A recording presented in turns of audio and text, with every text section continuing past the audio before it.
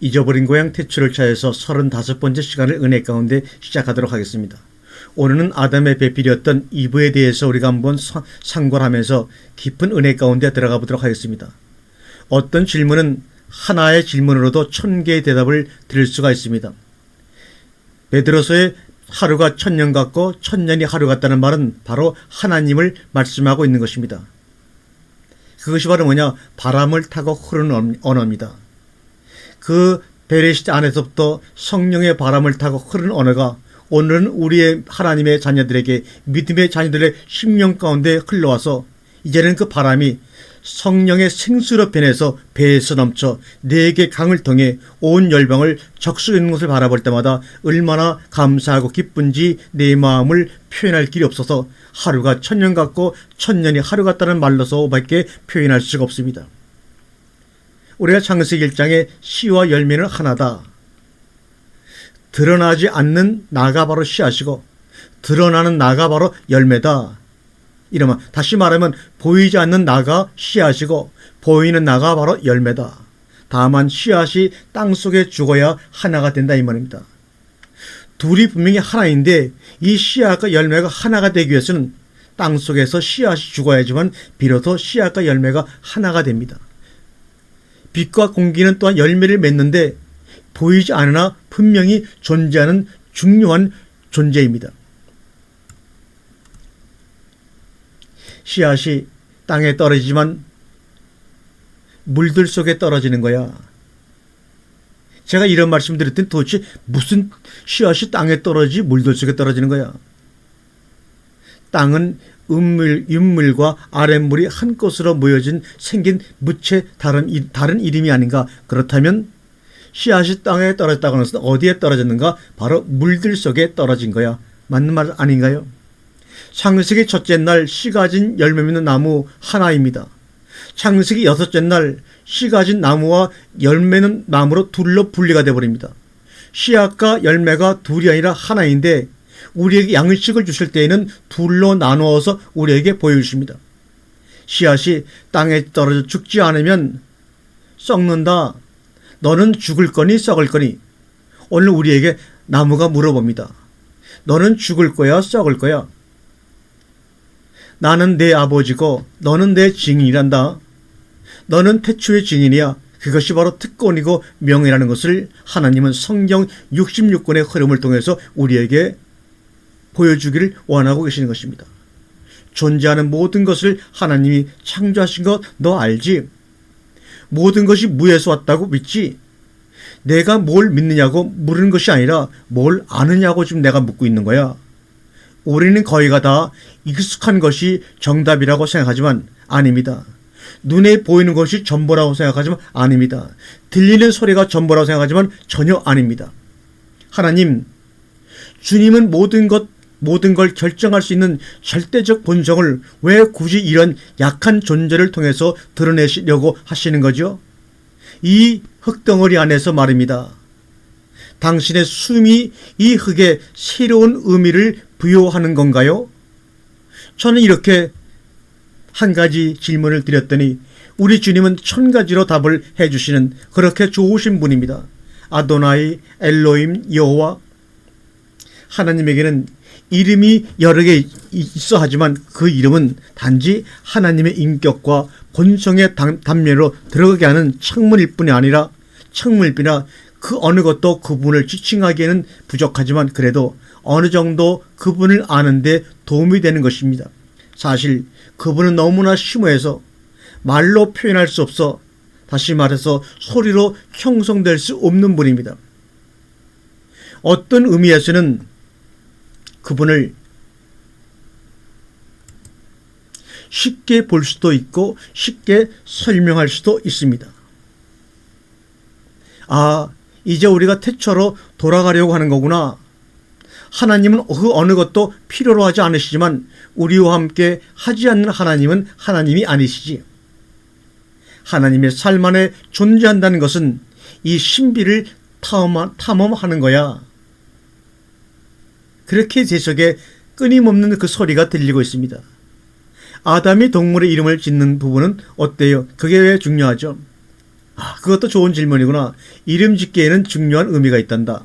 하나님은 하늘과 들짐승을 아담에게 데리고 와서 그들의 본성을 확인하게 하셨습니다. 아담은 이름을 지으면서 자신의 지배 영역이 어디까지인가 지배 영역을 확보하기 시작했습니다. 맞아.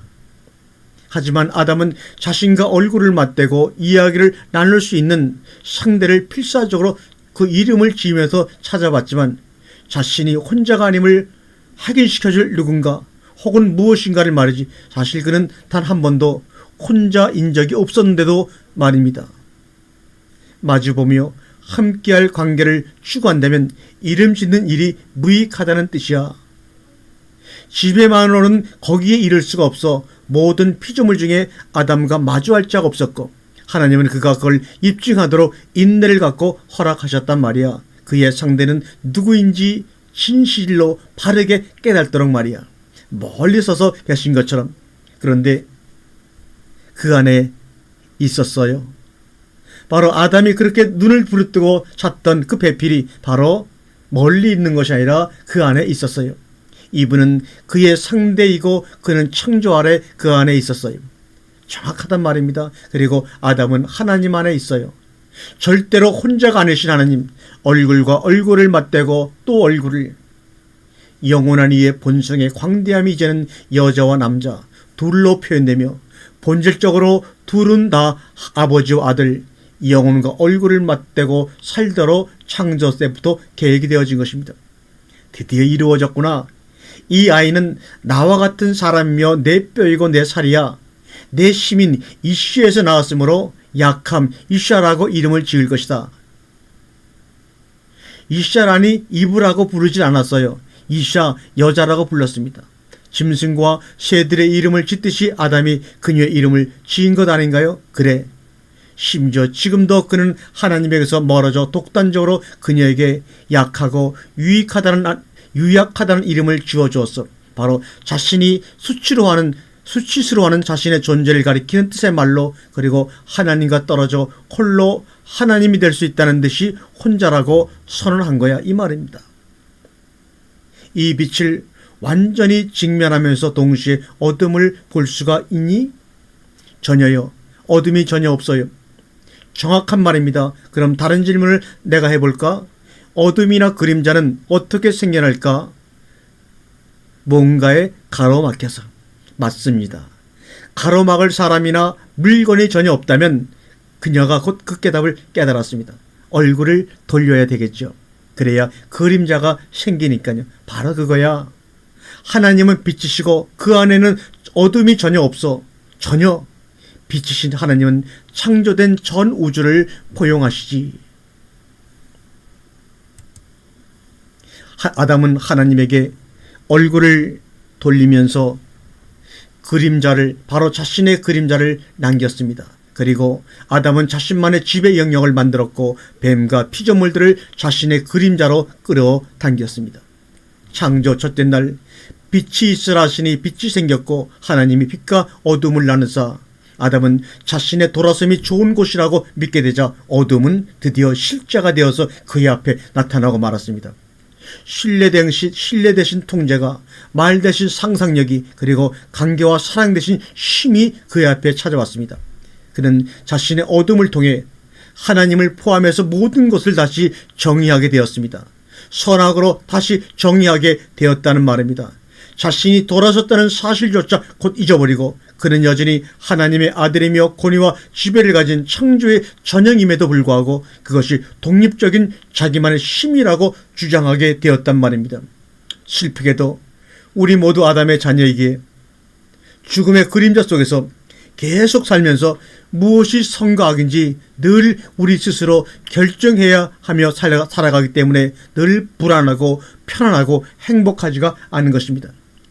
왜 이런 일이 벌어졌을까요? 이 모든 것이 바로 돌아섬 때문이야. 하나님의 말씀과 인성을 신뢰하지 못하면 그것은 우리의 죽음의 원인이 되지요. 그것이 바로 우리가 영속시키는 유산이고 정치와 종교의 짐승을 섬기는 정서와 권력들을 촉발하는 거요.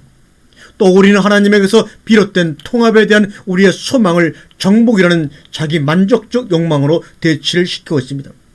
돈을 생명의 피인 양 신성시하고 예수를 선전으로 무기를 숭배의 도구로 바꾸고 있습니다. 다수의 선을 위해 큰 사람을 희생하고 또 희생하며 선을 위한다는 목적으로 수단을 정당화하고 있습니다. 물론 우리 각자가 그렇게 결정하고 선택한 것입니다. 이브를 아담 안에서 꺼낸 목적 중에는 아담을 다시 자기 안으로 초대하려는 하나님의 은혜도 들어있는 겁니다.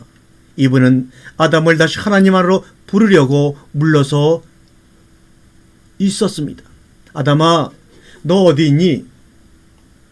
아담의 나뭇가지 사이로 바람이 불기 시작했고 그의 옷이 되었던 나무잎들이 흔들리며 말라버리기 시작합니다. 그들처럼 어느 누구도 하나님에게서 숨을 수 없다는 것을 우리는 깨달아야 합니다. 동산에서 당신의 목소리를 듣고 몸을 숨겼습니다. 벌거벗고 보호받지 못한 상태로 당신의 존재를 마주하는 게 두려웠기 때문입니다. 영원한 이는 변함없이 부모의 사랑이 느껴지는 말투로 말씀합니다.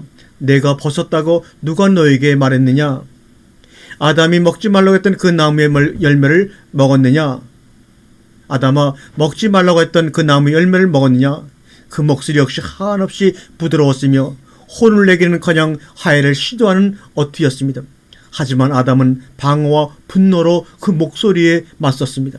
그가 손을 들어 영원한 이의 얼굴을 가리키며 당신이 여기 나와 함께 있으라고 주신 이브가 열매를 따서 제게 주었습니다. 그래서 나는 먹었습니다. 그의 비난이 온 공기 중에 머물러 팽창하기를 시작합니다.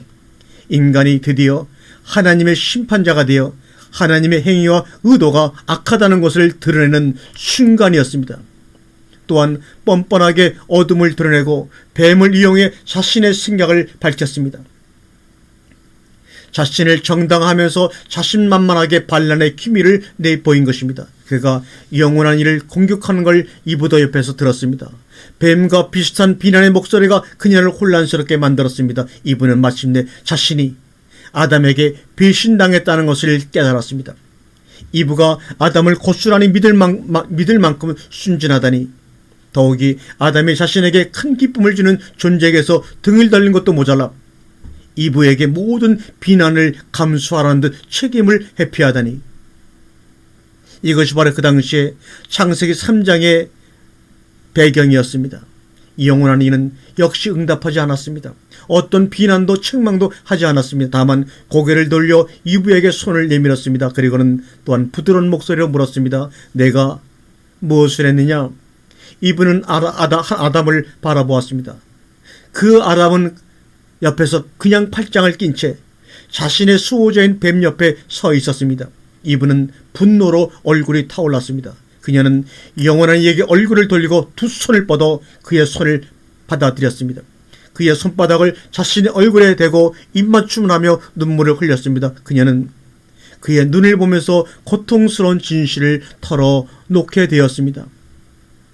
영원한 이여, 하나님이여, 뱀이 저를 속여 제가 먹었습니다. 영원한 이가 이브의 이마에 입맞춤을 하며 그녀의 고백을 인정하고 고개를 돌려 뱀을 보았습니다. 뱀을 보자 뱀은 뒤로 물러서기 시작합니다. 그러나 뱀과 여자 사이에, 너의 씨앗과 여자의 씨앗 사이에 큰 적대감이 생길 것이다. 이때 전쟁이 선포되었으며 선이 그려지고 편이 정해졌다는 것을 나는 옆에서 동산을 바라보면서 깨달았습니다. 여자는 영원한 이와 같은 입장으로 아담과 뱀에 맞섭니다. 영원한 이가 이브를 바라보며 부드러운 목소리로 슬픈 변화를 선포합니다. 이 매복과 배신으로 인해 너의 슬픔과 한숨이 더욱 커질 것이다. 너는 대단한 공포를 느낄 것이며 슬퍼하는 영혼이 되어 자식을 낳을 것이다. 또한 내가 남자에게 의지할 때 그는 너를 지배할 것이라고 주님이 슬픈 목소리로 변화를 선포합니다. 영원한 이가 이야기한 건 불가능한 일이 아닐까? 아담이 큰 잘못을 저질렀는데 어떻게 이브가 그에게 다시 돌아갈 수가 있다는 말인가? 내 아들이 내가 이브의 말을 듣고 내 말을 듣지 않았으며 먹지 말라고 했던 나무의 열매를 먹었기 때문에 땅을 올가미에 묻고 속박한다. 너는 죄를 저지르고 또한 내 마음의 죄악을 숨겼다. 두려워하고 두려움과 슬퍼하는 영혼으로 너의 땅에서 생명의 빵을 얻으려고 고생하겠지만 땅은 너의 뜻을 거드리고 엉겅퀴와 가시로 압박할 것이다. 너는 땅에서 땀을 흘리며 오직 내 노동으로 먹을 것을 먹을 수 있을 것이다. 그렇게 생명이 소진하게 되면 너는 다시 흙이니 흙으로 돌아갈 것이다. 아담의 고백이 나옵니다. 나는 창조 전부터 내 이름이 여자가 아니라는 걸 알았어. 이샤가 아니라는 걸 알았어. 이제 나는 죽었지만 너는 이브야. 왜냐하면 너는 살아있는 이들의 어머니이니까. 이렇게 아담이 이브에게 결국은 고백을 합니다. 영원한 이는 손을 들고 또 다른 선을 합니다. 보라, 아담은 우리 중 하나처럼 선과 악을 알게 되었다. 그러나 그는 그의 손을 뻗어 생명의 나무 열매를 더 이상 먹을 수가 없다. 만일 이를 어기면 빛과 어둠, 생명과 죽음, 자유와 반역이 모두 합쳐질 것이다. 그리고 영원히 죽을 것이다. 그가 다시 아담에게 다정하게 말을 합니다. 내 아들아, 너는 내가 더 이상 사랑하거나 신뢰하지 못하는 존재 안에서 기쁨으로 머물 수 없다. 너의 돌아섬으로 인한 어둠이 모든 빛과 싸우고 있다. 돌아오기 위해 너는 떠나야 하지만 언젠가는 내가 너를 찾겠다고 이 시간 확실히 약속을 하마. 아담이 영원한 이에게 물었습니다. 그럼 저는 어떻게 할까요? 너는 땅에서 일하며 그 땅이 너의 생명이고 원천인 양 의지할 것이다. 또한 그 땅에서 가능한 것만 너에게 달라고 요구할 수 있다. 너와 인간들은 내가 다시 돌아서는 날까지 땅과 싸울 것이다. 이렇게 말씀을 하죠. 그러자 아담은 또 하나님께 여쭤봅니다. 그러면 이 뱀은 어떻게 되나요? 그 짐승은 너와 함께 떠날 것이다. 고소하는 자나 분란을 만드는 자에게 에덴은 자리를 내어줄 수가 없잖니. 너는 내 안에 거짓말을 믿음으로써 그에게 큰 힘을 실어주었어. 그것은 너를 위해 폭발적이고 파괴적인 힘을 지니게 되었단다. 너는 이 짐승에게 힘과 통제를 약속받은 대가로 경의를 피하고 복종해야 할 것이라고 하나님은 아담에게 무서운 경고를 내리고 예언을 합니다. 아담아, 내 사랑은 너에게 내 선택의 결과를 그대로 돌려준단다. 너를 존중하기 때문에 너의 뜻에 동의하고 따른다. 또한 너의 돌아섬과 죽음의 먼지 안에서 생명과 사랑이 드러날 것이다. 언젠간 내가 너의 재난을 끝내고 나면 내 안에 뱀은 완전히 부서질 것이야. 영원한 이가 선언합니다. 안에서 밖으로 흐르는 물처럼 나갈 수 있지만 에덴으로 다시 돌아오려면 불을 통과해야 한단다. 아담아, 이는 또 다른 너와 나의 약속이야.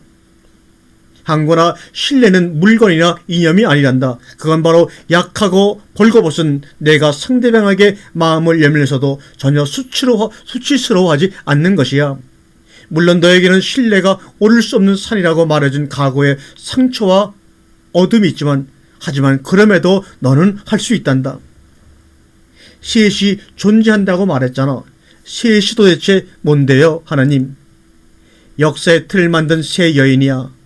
씨앗의 약속이 주어진 하나, 이브를 얘기하는 것이고 또 그를 통해서 약속이 전달될 하나, 그것은 바로 약속된 씨앗의 두 번째 아담인 예수의 어머니이고, 그럼 세 번째 누구죠? 바로 당신입니다. 제가 누군데요? 네가 바로 신부야. 약속된 씨앗과 영혼이 하나가 될 존재이지. 여러분과 제가 바로 그런 세 번째 그 사람입니다. 약속과 불가능 사이에서 옴짝달싹 못할 때 나는 돌아서기를 선택했어.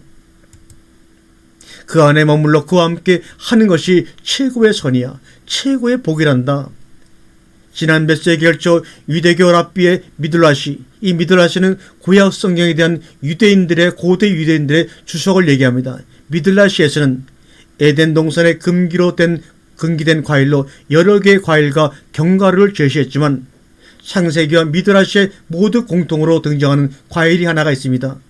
우리 모두가 상상하는 사과가 아니라 바로 무화과입니다.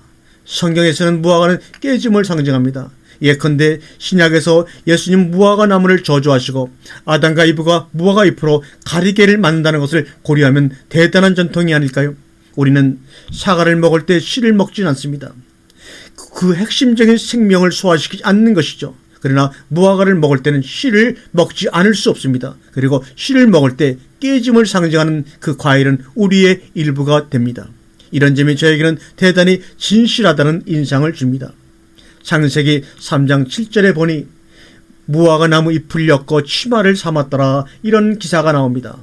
창세기 3장 21절은 그 무화과를 엮은 치마 대신에 가죽옷을 지어 입히시니라, 이렇게 또 변화가 되는 모습이 나옵니다. 치마, 이것은 바로 속옷, 율법을 상징하며, 가죽옷, 이것은 겉옷, 복음을 상징합니다. 생명으로 옷을 덮었다, 생명으로 옷을 입었다, 이런 말이죠.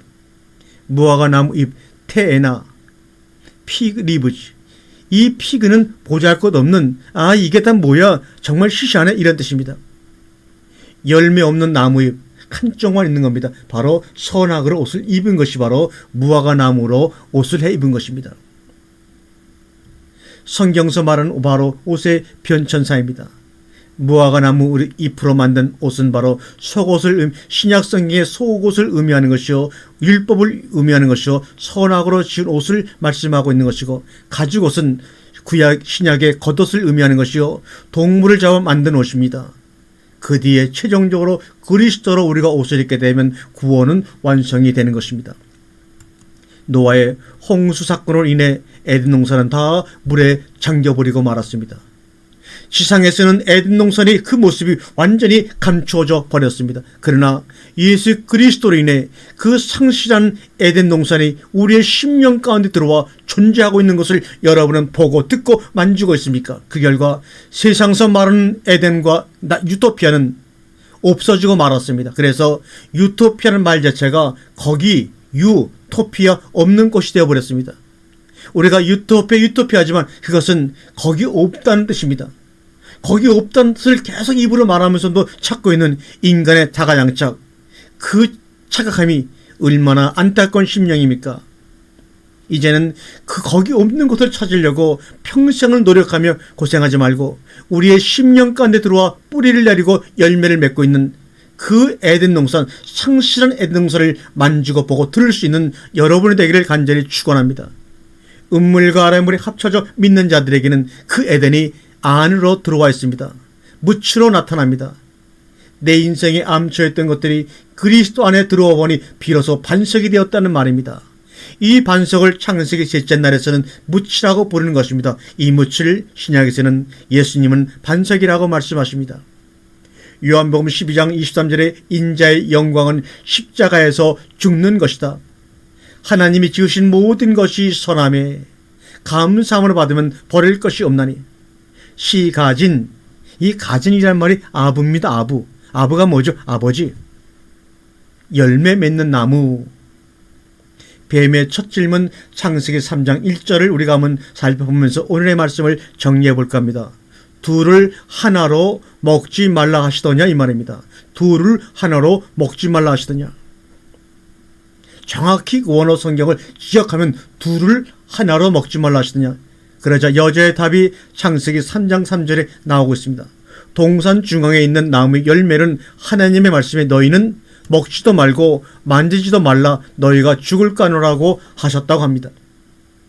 동산 중앙에 있는 나무는 분명 생명나무입니다. 그 이유는 창세기 2장 9절에 동산 중앙에는 생명나무와 하나님을 꼭 찍어 동산 중앙에 생명나무라고 말씀해 주셨습니다. 창세기 1장 전체는 창세기 1장은 성경 전체를 말씀하고 있는 것입니다. 거기서 창세기 2장으로 나가게 되면 창세기 1장에서 4개만 특별한 것을 뽑아서 한정의 학대 부연해서 설명하고 있는 것입니다. 그것이 바로 남자, 여자, 나무, 동산. 그래서 창세기 2장에는 남자가 나오고 여자가 나오고 나무가 나오고 동산이 나옵니다. 창세기 3장은 또 다시 이 4개 중에서 2개로 줄여서 여자와 남자를 뽑아서 설명을 합니다. 그 중에 뱀이 잠시 특별 게스트로 등장하는 것이죠.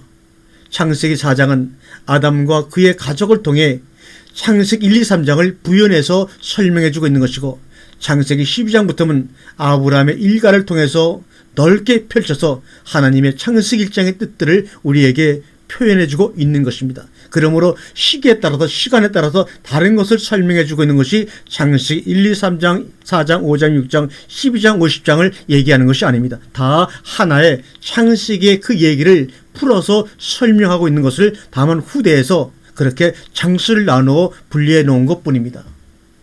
노아 홍수의 이후 후손들은 아마 에덴 동산이라는 것이 무엇인지 들어보지도 못했을 것이고 기억도 못할 것입니다. 다 물에 잠겨버렸으니 말입니다. 우리는 모두 익숙한 것이 정답이라고 생각하는 경향이 있습니다.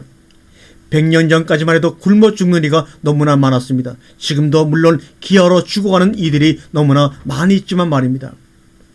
AD 1500년 전까지만 하더라도 지금으로부터 약 500년 전 종교개혁까지는 성경을 개인이 소지하여 읽는 것은 불가능했습니다. 그러니 자기 생각이라는 것이 있을 수 없던 시대입니다. 그러다 보니 하나님에 관한 것도 자기 생각을 가질 수가 없습니다. 하나님이 어떤 분이라는 자기 생각을 가진 것은 불과 500년 전밖에 안 됩니다. 다만 신부가 던져주는 몇 마디 이야기만 듣고 하나님에 대해서 알 뿐이었습니다. 그냥 들려주는 대로 믿고 암기해, 이것이 그들에게 말하는 순종입니다. 그러다가 종교개혁이 이루어져 누구나 성경을 소지하고 읽을 수 있게 되었으나 그동안 익숙하게 알고 있었던 것들을 깨고 껍질을 깨고 나온다는 것은 거의 불가능한 것 같았습니다. 과거의 교부들은 신학과 종교개혁가들인 칼빈, 루터, 웨슬레 위견에서도 지금 500년이 지났지만 누구도 탈피하지 못하고 그게 정답인 줄 알고 21세기 첨단 과학시대를 살아가면서 복음을 들으려고 하니까 그것이 맞을 수가 있나요? 그래서 청년들이 교회를 떠나가고 있는 것입니다. 기존 교회들도 많은 사람들이 말씀의 굶주림을 가지고 세상을 나가서 그 말씀을 찾고 있다는 말입니다. 인간들은 인지적으로 고두쇠입니다. 생각하기를 싫어하는 동물이란 말입니다.